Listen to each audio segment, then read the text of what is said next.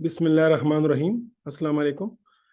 आज की वीडियो में हम उन मरीज़ों के लिए परहेज़ की बात करेंगे कि जिनको मैदे का अल्सर या छोटी आंत का अल्सर डायग्नोज हुआ है, जिसकी तशख़ीस हुई है कि उनको मैदे का अल्सर है या छोटी आंत का अल्सर है। ऐसे मरीज़ों के लिए खुराक में क्या परहेज़ करनी चाहिए, वो कौन कौन सी चीज़ें जो उनको बिल्कुल नहीं खानी चाहिए और किन चीज़ों में एहतियात बरतनी चाहिए, आज हम इन सब पे बात करेंगे। ये याद रहे कि मैदे या छोटी आंत का अल्सर और मैदे की तेज़ाबियत दो अलहदा बीमारियां हैं। इन पे हम ज़रा वीडियो में तफसीलन नज़र दौड़ाएंगे कि इनमें क्या फ़र्क है, लेकिन ये आपको मालूम होना चाहिए कि मैदे का अल्सर एक अलहदा बीमारी है और मैदे की तेज़ाबियत एक अलहदा बीमारी है। तो टॉपिक फॉर डिस्कशन है diet for patients with peptic ulcer. जिस तरह के मैंने कहा कि दो अहम बीमारियां हैं निज़ाम की। एक है सीने या खुराक की नाली की जलन, जिसको गर्ड बोलते हैं, और इसमें क्या परहेज़ करनी चाहिए, इस पे मेरी वीडियो मौजूद है। और आज के डिस्कशन है मैदे और आंत का ज़ख़म या अल्सर, पेप्टिक अल्सर। तो जिस तरह मैंने इंट्रो में कहा कि दोनों में फ़र्क है, दोनों एक चीज़ें नहीं है, इसलिए दोनों के परहेज़ में भी फ़र्क होगा। गर्ड या मैदे की तेज़ाबियत वो बीमारी है कि जिसमें मैदे का तेज़ाब या मैदे में जो खुराक होती है वो ऊपर की तरफ खुराक की नाली में चली जाती है और तेज़ाबियत बनाती है, जिसमें सीने में जलन और सीने में दर्द वगैरह या कट्टे डेकार आते हैं। इसको गर्ड बोलते हैं और इस पे हम पिछले वीडियो में इनकी परहेज़ के बारे में हम डिस्कशन कर चुके हैं। जबकि पेप्टिक अल्सर में मैदे में या फिर छोटी आंत में, ये मैदा है और ये छोटी आंत है, मैदे छोटी आंत में ज़ख़म बन जाते हैं। इधर ज़ख़म होते हैं, इससे तेज़ाबियत ऊपर जाने का मसला नहीं होता। यहाँ पे मैदे में या फिर छोटी आंत में ज़ख़म पड़ जाते हैं और इसकी वजह से किस शख्स को पेट में दर्द होता है, उसको उल्टियाँ आती हैं, भूख नहीं लगती है, तो ये मैदे का अल्सर या पेप्टिक अल्सर और गर्ड दो मुख्तलिफ बीमारियां हैं। और अमूमन जो मैदे का अल्सर होता है ये एक एच पायलोरी जरासीम से होता है, लेकिन ये मैदा है, ये मैदे का एक हिस्सा है जिसको ज़रा बड़ा करके दिखाया गया है और फिर इस छोटे से हिस्से को मज़ीद बड़ा करके दिखाया गया है कि ये एच पायलोरी अल्सर्स की वजह से ये ज़ख़म होते हैं मैदे में। तो दोनों बीमारियों की नोयत में फ़र्क है। गर्ड में मैदे की तेज़ाबियत या तेज़ाब वाली खुराक ऊपर आती है खुराक की नाली में, जबकि अल्सर में मैदे में या छोटी आंत में ज़ख़म होते हैं, अल्सर होते हैं। तो ये दो डिफरेंट बीमारियां हैं। गर्ड जो है ये सारी उम्र रहने वाली बीमारी है, क्योंकि इसमें जो खुराक की नाली और मैदे का जो जंक्शन होता है वो अमूमन बंद नहीं हो पाता, तो ये सारी उम्र का मसला है और ये इलामात सारी उम्र मरीज़ को रहते हैं। जबकि पेप्टिक अल्सर डिजीज़ महीने, 2 महीने या 6 महीने की बीमारी है, जब इसका इलाज हो जाता है तो मुकम्मल तौर पे क्योरेबल है, इसका इलाज हो जाता है। जबकि गर्ड को आप इनकी इलामात को आप कंट्रोल कर सकते हैं, लेकिन गर्ड की बीमारी रहती है, लेकिन उसके मुज़र असरात से आपको बचाना पड़ता है। गर्ड जो है ये एच पायलोरी से नहीं बनता, जबकि पेप्टिक अल्सर डिजीज़ ज़्यादातर एच पायलोरी के जरासीम से पैदा होता है।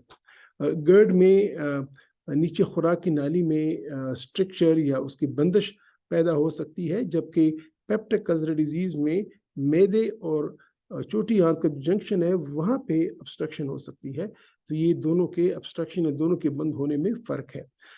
गर्ड जो है ये खुराक की नाली का कैंसर बना सकता है, जबकि पेप्टिक अल्सर डिजीज़ मैदे का जो अल्सर वो अपने तौर पे कैंसर में तब्दील नहीं होता।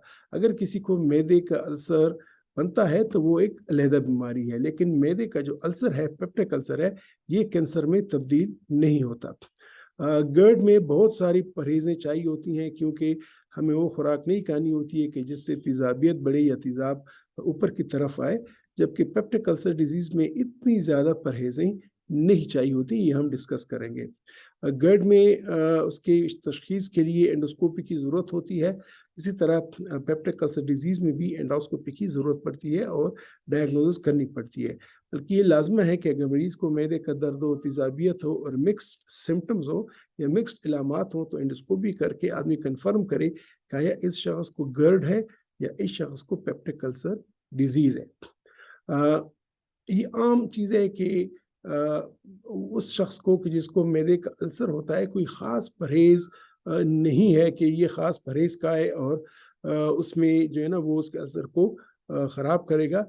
हाँ, ये कुछ है कि कुछ ऐसे खुराक हैं कि जो एच पाइलोरी के अगेंस्ट काम करती हैं और एच पाइलोरी की वजह से जो अल्सर होता है उसकी हीलिंग में या उनको ज़ख्म के ठीक होने में या मुंदमिल होने में काम दे सकती हैं।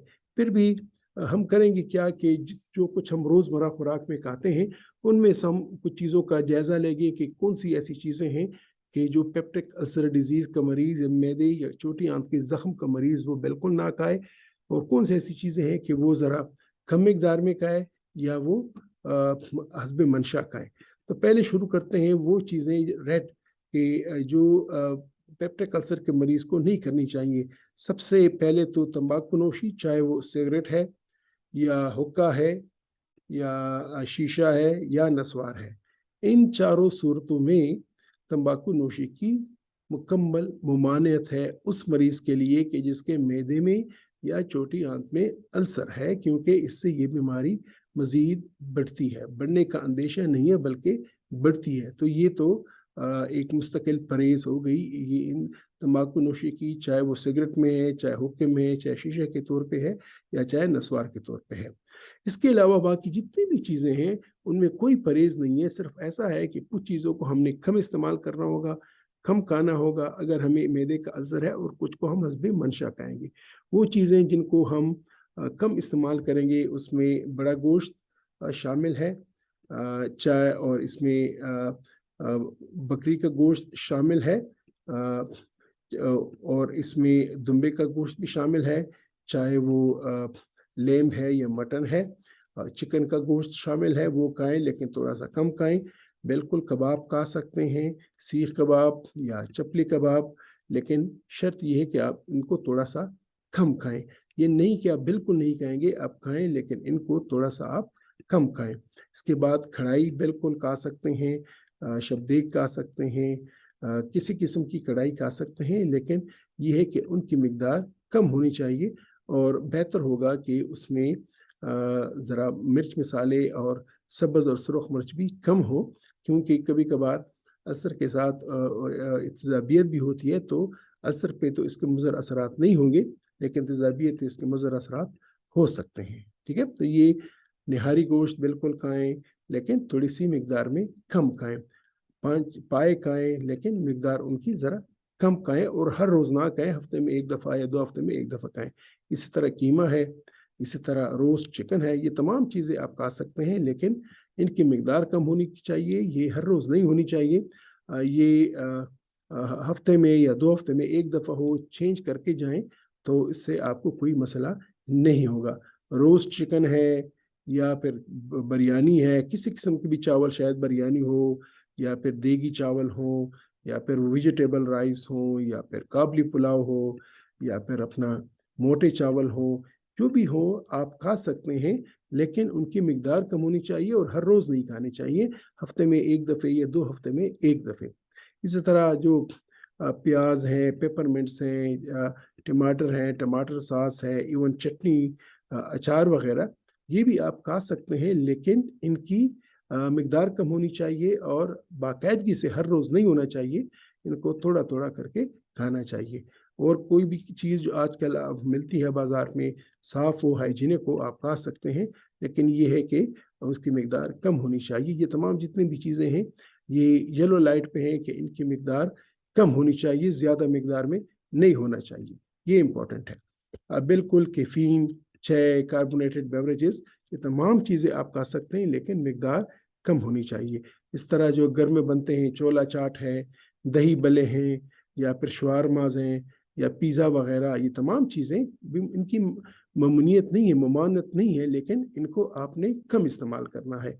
इसी तरह आप नाश्ते में हलवा पूरी हो गई, पराठा हो गया, पराठा मक्खन हो गया, मक्खन हो गया या पनीर हो गया, ये आप खा सकते हैं, लेकिन एक तो हर रोज़ ना खाएं, दूसरा ये कि इसकी मिकदार कम खाएं। ये ना वो क्या बैठ जाए और आप एक दिन में या एक वक्त में 5 पराठे खाएं या जो है ना 5 हलवा पूरियाँ खाएं, इससे मसला होगा। आप खा सकते हैं लेकिन इनकी मिकदार कम होनी चाहिए। इसी तरह बेकरी की चीज़ें आप बिल्कुल खा सकते हैं लेकिन इनकी मिकदार कम होनी चाहिए। मिठाइयाँ से कोई ममानियत नहीं है अगर आपको शुगर नहीं है, लेकिन मिकदार इनकी कम होनी चाहिए। इसी तरह गजरेले का मौसम आ रहा है, बिल्कुल खा सकते हैं। जो पेप्टिक अल्सर के मरीज़ हैं, मैं गैस्ट्रोएसोफेजियल रिफ्लक्स डिजीज के मरीज नहीं बोल रहा हूँ, मैं पेप्टिक अल्सर या मैदे के जख्म का अल्सर के मरीज है जिनको कन्फर्म हो गया है कि इनको मैदे का जख्म है, ये उस वक्त की बात है। तो लेकिन साथ में दवाइयाँ आपने लाजमी खानी होंगी। इस तरह समोसे, शामी, ये तमाम चीज़ें आप खा सकते हैं लेकिन मिकदार कम होनी चाहिए। चाय, कार्बोनेटेड बेवरेजेस, कोई ममानियत नहीं है। चॉकलेट, चाहे वो चॉकलेट के बिस्किट्स हैं या केक है या चॉकलेट ड्रिंक्स हैं, सब आप इस्तेमाल कर सकते हैं, मिकदार कम होनी चाहिए। अब आइए वो चीज़ें कि जो आप हस्ब मंशा जितनी भी आपकी ख्वाहिश हो या आपको भूख लगे या जितना आपका दिल चाहे और हर रोज़ आप इस्तेमाल कर सकते हैं, वो कौन कौन सी हैं? इसमें वाइट मीट है, चिकन और ये फिश, बिल्कुल आप अंडे की सफ़ेदी, चाहे आप उसको बॉयल करके खाएं या इनका ऑमलेट बना के खाएं, इसमें कोई ममानियत नहीं है। हस्बे ख्वाहिश हर रोज़ आप इनको खा सकते हैं। लो फैट डाइट आप बिल्कुल ले सकते हैं, रोज़ाना की बुनियाद पे ले सकते हैं, हस्बे मंशा ले सकते हैं, इसमें कोई परहेज़ नहीं है। इसी तरह जो ऑयल है, ऑलिव ऑयल है, वॉलनट है, एवोकेडो ऑयल्स हैं, ये भी आप हर रोज़ ले सकते हैं और जितना आपका दिल चाहे, लेकिन इसकी भी बहुत आम बात है कि फिर वो आपको फैटी लिवर करा देगा। इसी तरह ड्राई फ्रूट जो हैं, नट्स हैं, ये आप खा सकते हैं, हर रोज़ खा सकते हैं, लेकिन अगेन इसको भी यही होगी कि बेहतर होगा कि बहुत ज़्यादा मिकदार में ना खाएं। होल व्हीट है, कॉर्न है, नट्स है, ये तमाम चीज़ें आप खा सकते हैं नाश्ते में या अपने लंच में, लेकिन मिकदार फिर भी मेरी सजेशन यही होगी, अगरचे मना तो नहीं है कि मिकदार इनकी हस्बे बहुत ज़्यादा ना हो। इसी तरह ऑट मील है, ब्राउन राइस है, बार्ली बीन्स है, ये तमाम चीज़ें आप रोज़ाना खा सकते हैं, कोई ममानियत नहीं है। मैदे कल्सर को मरीज़ को नान, चाहे वो ज़ीरा नान है, सादा नान है, रोगनी नान है या घर में तवे पे बनी हुई नान है, कोई इनको ममानियत नहीं है, वो खा सकते हैं। चाहे मकई की रोटी है, ज्वार की रोटी है, वो सब कुछ खा सकते हैं। इसी तरह दही और लस्सी वगैरह का इस्तेमाल मना नहीं है।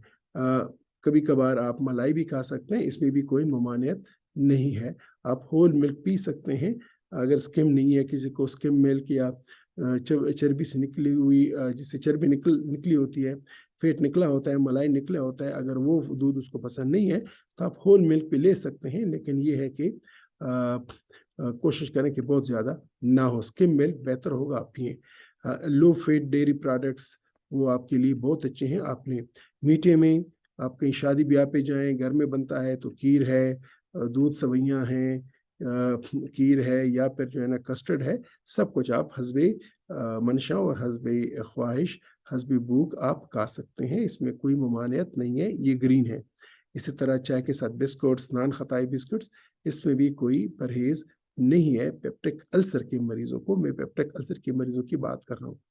सब्जियां हस्ब मंशा, हर किस्म की सब्जियां आप खा सकते हैं जो आपका दिल करे, क्योंकि इससे आपके मैदे के अल्सर को मसला नहीं होगा। बल्कि कुछ हैं जिस तरह कैबेजेस हैं, कालीफ्लावर्स हैं या इस तरह वो ब्रोकोलीज हैं, इसमें पाया गया है कि इनमें कुछ अंसर्स हैं जो कि एच पायलोरी के अगेंस्ट या उसके मुखालिफ काम करते हैं और एच पायलोरी को कंट्रोल करते हैं। तो ये इनकी एक और खूबी है। तो तमाम सब्जियां, इसमें विटामिन हैं और ये आप खा सकते हैं, हस्ब मंशा खा सकते हैं।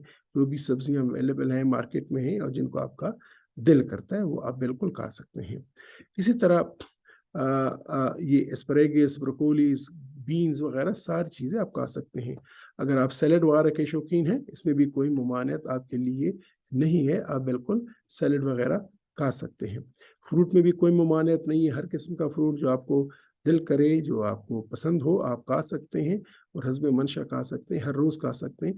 पेप्टिक अल्सर में इसकी कोई ममानियत नहीं है। अगर कोई अदरक की चाय, जिंजर टी वगैरह लेना चाहे, ग्रीन टी, सब्ज़ चाय, कहवा, इसमें भी कोई ममानियत नहीं है। कोई और हर्बल टी, इसमें भी कोई ममानियत नहीं है पेप्टिक अल्सर के मरीज़ों को।